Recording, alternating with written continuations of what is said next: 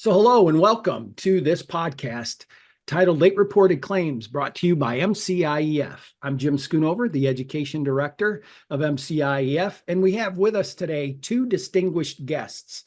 We have John Liberatore and we have Burt James. Both John and Burt are actively involved at MCIEF and our curriculum development teams and our curriculum committees. We're thrilled to have them here today to share their expertise about claims reporting. And quite frankly, gentlemen, I'd like to kick things off with you sharing a bit of your background and your history, not just in the industry, but also with MCIEF. So John Liberatore, if you'd like to kick things off.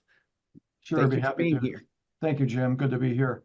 Yeah, I've been with MCIEF for a couple of years now. I'm delighted to be with a great organization that's really focused on educating everybody in what it is a really complex area, and that's truck insurance, truck coverages, and now claims. My own background spans many years. I won't be specific, but it's many years. I was on the insurance side for a number of years, and then got into the insurance brokerage side. And then finally, I was a director of risk for a couple of large fleets, started my own business, Primacy, about 24 years ago. And we are a nationwide third-party administrator focusing on auto liability, FISDAM cargo. We also provide investigations for motor carriers and adjusters. We do it on a real-time basis, 24 hours a day, 7 days a week. The subject of loss reporting is near and dear to my heart. I like to tell people that you need to report it just before it happens, just to get their attention, that it is paramount that everybody in an organization, and I'm speaking of in trucking companies, everybody in the organization needs to understand the importance of timely reporting and the information that needs to be shared. So I'll turn it over to Burt. All right, Burt James. Share Thanks, with Jim. us a bit about your background. Yeah, I've been in the truck insurance business as an agent with Assured Partners since 2007, and our office specializes in trucking. So that's all we do, is insure trucking companies. And unfortunately, we see late reported claims all the time. The industry has been trained. They don't want to get a claim on their loss runs. They don't want to have their rates go up. And so they try to manage claims themselves, which most of the time is reporting them late, and really puts the insurance company at a disadvantage. So, and that's a great kickoff for where I'd like to go with this first part of our discussion, and that is, to understand the hurdles and to understand even what we need to do to get in front of the issues that might be coming at us from a claim. What is it that puts you behind the eight ball right out of the gate? And I think we can best get there by both of you sharing your insights on how would you define a late reported claim? Is it a claim 5 minutes after it happens, or how would you go at it? How would you define it? I think for me, late report is, it could be a minute after the claim or the accident happens. I wouldn't call that late, right? That's pretty good. But what the reporting needs to entail is information about the loss, where it happened and who's involved. So we need our driver's name and phone number. We want to get their version. But the most important thing for us, and I'd ask you to try to picture somebody at the starting block, getting ready to run a race. We have adjusters that are always ready to investigate that new claim that comes in. And if we don't have enough information, well, if it hasn't been reported, we can't do anything. But assuming it does come in, if the information is lacking, for example, if the driver said, I couldn't get any information on the other party, I tell drivers flatly, I question that. They got to get out of the truck. And while the other party, you can't make them speak with you. And sometimes they just don't want to speak to the driver. Maybe they're afraid or something. And I get that. But at a minimum, a license plate should be reported. Why?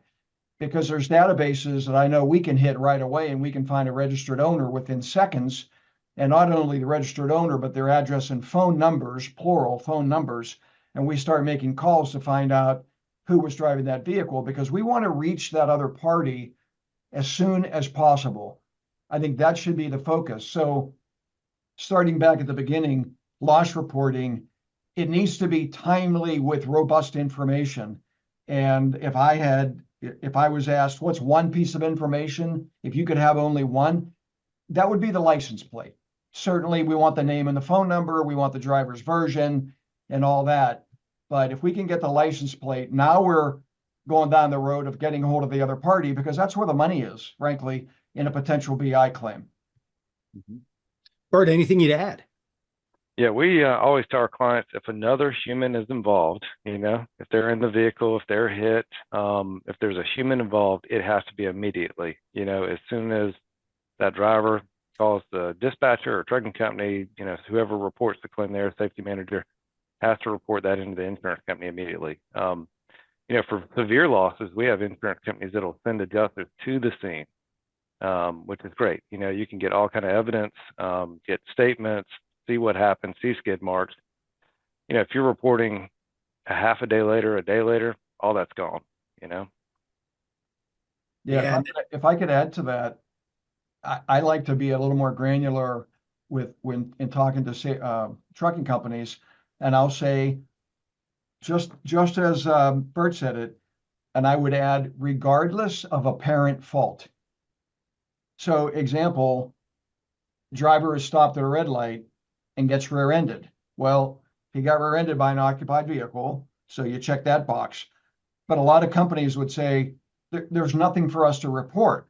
And I would say that is wrong, because I've seen cases where plaintiff counsel enters in and they dramatically attempt to alter the facts and allege, as an example, and this is a real example, your truck cut my client off just before the red light, which is a physical impossibility.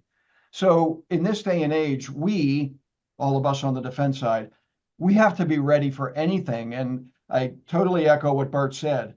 If it's an occupied vehicle, that's really the only question you have to answer. Was that other vehicle occupied? If the answer is yes, then report it. And we got to make sure that it was occupied or not unoccupied. If it's unoccupied, we got to make sure of that, is what I'm trying to say. Well, we talked about the starting gun, and just a little bit ago, I talked about the hurdles. So we're going to stay in this track and field theme here as we head into the Olympic schedule, right? As we're going forward. So let's talk about impact. And by impact, I want to jump from, the fact that we need people to report on time to the impact of not reporting on time. So if I could get the two of you to talk about some of those hurdles again, that it puts you in a scenario that you need to clear, or additional challenges that you might need to face, whether they're monetary, whether they're legal, whatever the case may be. Can you speak to some of those and how you're positioned, right from the starting line, if a claim is reported late? I'll defer to Burt. Go ahead. You can start. Yeah, Jim, it's, like I said, all the evidence is gone, so witness statements, potential video from, gas stations or traffic cameras, any kind of evidence on the road, whether it's debris or skid marks, all that's gone. And the other issue you have is the plaintiff's counsel is out there building a case. They are working hard. They are not taking days off. So they're, taking the claimant around to get doctor bills and all these kind of things to build a case. And, I had one just yesterday. A client called, and the accident happened a month ago, and he didn't report it. He didn't think he was at fault, and he was served a lawsuit yesterday. And so, we're totally behind the eight ball. There's really nothing we can do but try our best to defend that claim. We can't go back and get any evidence. Any of that stuff that happened that day is long gone. So, yeah, and I would add to that the photographs of all vehicles, and we're very persistent about this. Photographs of the claimant vehicle, even if there's no damage, we need to verify that. Photograph of the insured's truck, even if there's no damage. It could be a scuff mark. I don't care. But we need that physical evidence, because from that, we can make arguments about injuries. Let me talk about that for just a second. When there's a lane change accident, for example, a side swipe, let's say both vehicles are going 60 miles an hour. Let's say the truck moves from left to right and scrapes along the side of the vehicle. That could be a $10,000 damage to the vehicle. More than likely, there's no injury there, because the forces are a lot about two G's. The speed of the impact sideways is about 2 miles per hour, not 60 miles per hour. And that can be calculated in a fairly short period of time for not a lot of money to verify whether the forces were sufficient to have resulted in an injury. That's science.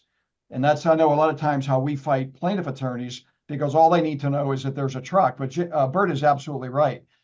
If we don't have photographs, here's what happens.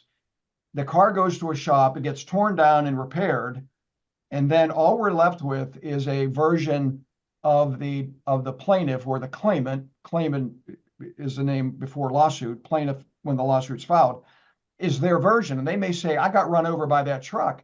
And people hear that and they think, wow, that must have been catastrophic. Well, it wasn't. That's just their version. And it was actually a fairly minor accident.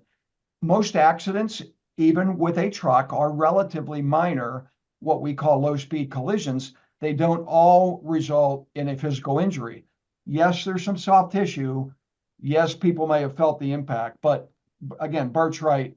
The physical evidence, the skid marks, the yaw marks, the video in the area, all of that, anymore in this day and age, we can't take chances. We need that every time. And here's the good news.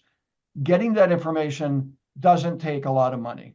So it's not like you're going to spend $50,000 to do all that when you don't owe the case, but you got to be prepared, and you got to be diligent and button everything down right away. And if I could add one more thing, the industry, I think, it has gotten away from something that is really fundamental, and that is an immediate recorded statement from the claimant and all the occupants of the other vehicle. Because what we need to hear them say is, I'm not injured.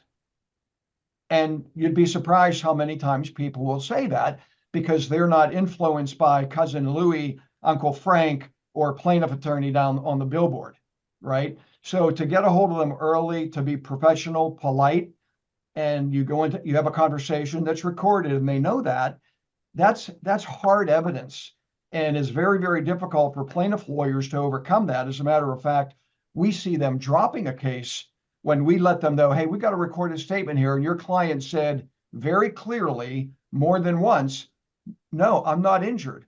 That's a very high hurdle for plaintiff counsel to get over, and I just don't see it happening consistently in the industry, going back to their loss reporting, partly because we're behind the 8 ball and we get the information late. They've already had conversations with plaintiff counsel, or, as I said, cousin Louie or Uncle Frank or whoever it might be. Mhm. And John, I'll tag on to that. I think most trucking companies have an accident. It's minor, fender bender, barely any damage visible, and the claimant, soon to be claimant, gets out and says, "Oh, I'm fine. I'm not injured," and so they don't turn it in. Right. They say, "Okay, I'll pay $1,500 to get your bumper fixed." Right. And then a week later, that claimant gets examined by their attorney and finds out they have all kind of injuries. Yep. So. Yep. Well, plaintiff lawyers are becoming more and more brazen. That's a fact. We see more and more policy limits demands on cases that are like nothing cases, minor accidents. So we need to be smarter. And I heard somebody say one time, and I totally agree with this, the advantage that we have is that we know the accident happened. So let's assume the loss was reported, right? We have an advantage. We know it happened. Now the onus is on us to go into action. And I'd like to present an example that may sound outrageous, but I was visiting with a motor carrier, very large motor carrier in the South, and we're in this meeting room, and there's a window looking outside, and we're talking about loss reporting and how their drivers were not capturing claimant information, and it's a debt to the detriment of the claims adjusters. And I looked outside the window as we're having this conversation, and there's a guard shack, and trucks come by and they stop and talk to the guy in security.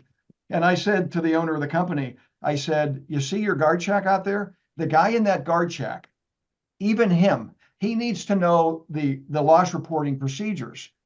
Everybody in your organization needs to have them memorized, what needs to be reported and when. That's the level that you need to go to spread the word here, because it is that important.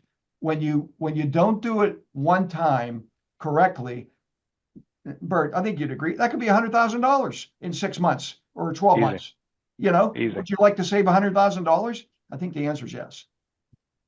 So there's a definite correlation, gentlemen, and I'm hearing it loud and clear, between the time it takes for a claim to be reported and the actual losses that are experienced monetarily by the insurance company. I mean, it's just like a continuous growth over time. I do want to, and Burt, you alluded to a statute of limitations scenario a few days ago as we were having discussions prior to this. Could you share your experience with that statute of limitations and the scenario that it left you with as you were trying to resolve a claim that, quite frankly, you learned about at the time it was reported? Yeah, we see it all too often, where claims are reported, lawsuits filed, I guess, lawsuits filed days before the statute of limitations runs out. And so, the insurance company, if they have not heard about this claim for years, in some cases it's 2 years, 4 years in some states, if they've not heard about this loss for almost 2 years and then are presented with a policy limits demand at the last minute, they have really not much to stand on, real huge disadvantage. And so we see, this happen routinely. Yeah, it's interesting. And it's almost, as we live in a day and age where you think of fraud being front and center, it almost opens a door for that type of behavior, that type of activity to expose itself in a manner that becomes indefensible, or as you said, there's no evidence, there's nothing to go back on to determine facts. All you're left with is descriptions, word of mouth, or recollection from these two different parties, and who knows at the time how effective that can be, or even if there is recollection, if it was significant enough for someone to even recall or retain the facts that took place. So very interesting. Hey, the next thing I want to get into, we're in the midst of the TRS and TCS designations and teaching those courses and revamping the curriculum. And you two have been significantly involved in those as we've been rolling them out. And how we talk about the underwriting process, and how we discuss the loss reporting and the analysis that takes place. So if we're asking carriers or drivers to report their claims immediately, and then we have underwriters reviewing these, what's the impact, and how do we need to rethink or retrain or set a new paradigm, if you will, about the way these losses are reported and analyzed? So I'll just throw that out there. Either one of you are welcome to respond to it. Go ahead, Burt. I'll piggyback after you. Yeah. Jim, this has been an issue for years, where you have trucking companies report claims, and a good bit of the time they're not at fault, so they'll show up as a reported claim on their loss runs with zero paid, which is what we want, right? Underwriters, insurance companies, they beg for those claims to be reported, and so these clients are doing exactly what they want. And then we go to shop for quotes, come up for renewal, and the underwriter looks at it and says, "Hey, well, hold on a minute, what are all these claims on here?" And, we have to go through them and say, "Hey, they're not paid. They did what you asked them to do. They reported a claim." And it's a constant rub. And, the industry, like I said earlier, has been trained, that, trucking companies have been trained to not report claims. They don't want to get canceled, not renewed, rates go up at renewal. So they do everything they can to avoid that. And, if we could retrain the industry, underwriters, to not give clients such a hard time for a claim that's not paid, right? And trucking companies, hey, report everything on time, no matter of severity or fault or whatever you think it is, report it. We'll be in a much better position to defend claims, and, really get a true partnership. Trucking companies and insurance companies are partners. Some may like it, some don't, but they're there to help. They're there to do a wonderful job. The top tier truck insurance companies out there want to be partners. They want to be involved. They want to help, and they want to do a great job settling these claims. And so reporting them on time immediately with great information, like John said, can really help them do a great job settling the claim for least amount of possible. So what I would add to that is, and this is sort of more or less a challenge to Burt and people that do what Burt does, and also underwriters. So let's assume we have the loss reporting button down, and they're all going to come in, and they're all going to be timely with the good information. Well, the logical next question is, you got to turn to that claim department, whoever it is, insurance carrier or TPA, and say to them, when you get this kind of a loss, it may not be catastrophic because most of them aren't. How are you going to respond, and when are you going to respond? Because frankly, you need response now, right? Not just on catastrophic. Those are easy, but we need to respond right away on any occupied vehicle. I don't care if it's 2 o'clock in the morning or 2 o'clock in the afternoon on a Sunday. That onus is on the claim department, and we got to do a lot better in that area in the claim industry. The second point of the three that I would make quickly is when I look at a loss run, the first thing I look at is data loss and reported date, to see the lag time. I look at that right away to know what the motor carrier is doing there. Do they get it or don't they? Okay. And then, the third thing I would say is to kind of put a blanket around it. We need to step back and say, are we all working together here? And we need to be, and that's not the point of finger, but where can we all be better? Claim department needs to respond more immediately. Underwriters, they need to, the question I would ask is, an underwriter, would you rather see $0, $500, or $250,000 on a loss run? Because the 0 and the 500 are potentially what will happen or result when a loss is reported right away. A recorded statement is secured and there's no injury. That's a 0 payment. Recorded statement is secured and somebody says, yeah, I might be injured. I'm a little sore. Okay, that's $500, meaning to get a release, you need consideration. You need a dollar amount. And many times, I know that's what we do. So we'll offer somebody $500. Boom, we get a release. So that's 0 for no injury. We got a recorded statement, no injury. 500, there could be an injury, but we offered something, they took it. Or the 250,000 is nobody knew about the loss, wasn't reported on time, and we're left to the application, if you will, of plaintiff counsel, what they're going to do. And you don't want to be in that position. You don't want to be left without information, because as Burt alluded to earlier, they're going to start running with it and have their client being treated all around town for rotator cuff and what have you. So. Right. So if I could, we're coming up on our time here. I'd like to give the opportunity for each of you to leave the listeners with one piece of advice or one piece of information that you'd like them to retain when they walk away from this. If you said, hey, if you didn't hear anything else, my message today is what? So, Burt, you want to kick us off with that? Yeah, I think it's we're all partners, whether it's the motor carrier, the insurance agent, the insurance company, we're here to help, and we want to advise our clients properly and correctly. And if we don't know about a claim, we can't do that, so either calling your agent or calling your insurance company immediately when something happens is the most important thing. And then you can get directed from there on what to do. But, it's just so critical to get that in immediately. Yeah, mine would be as follows. Information is perishable, act now. Information is perishable, act now. Burt said it, a lot of different ways. Information just goes away, it fades, and people's recall isn't great. So the sooner we act, and I challenge claim departments, we've got to respond immediately to every occupied loss, regardless of apparent fault. That's what I would ask you to take away from this. We need to respond immediately to every occupied vehicle loss, regardless of apparent fault.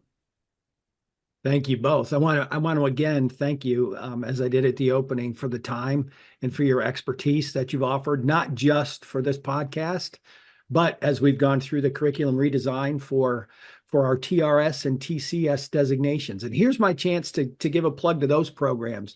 First, if you haven't had the opportunity, please check them out on mcief.org. Learn more about what these gentlemen are sharing with you. Also, if you don't know about our claims designation, there's a complete outline of the curriculum and the schedule that can be followed to take classes both virtually and face-to-face with your instructors. So please, again, look into that, see what's available. Our TRS designation continues to be offered. We have courses coming next week, and we're offering a summit, a TRS summit this fall, actually in the fall, November. where we're offering a fast track so that you can earn your TRS designation through the course of a week. So please, if you haven't looked at those, we encourage you to do so. Also, again, check out that TCS designation. Learn more about what's been shared today and the critical role that claims play and how you can learn more about that entire process. Burt, I think you nailed it when you said we're a team. We need to approach this thing and as a team and really make sure that we're standing side by side as we go through the processes that we're faced with. So, gentlemen, I want to thank you again. Can't encourage people enough to check out what it is we have to offer through what you've helped develop. And we certainly thank you again for your time. Thank you, Jim. Thanks, Burt. Thanks, Jim.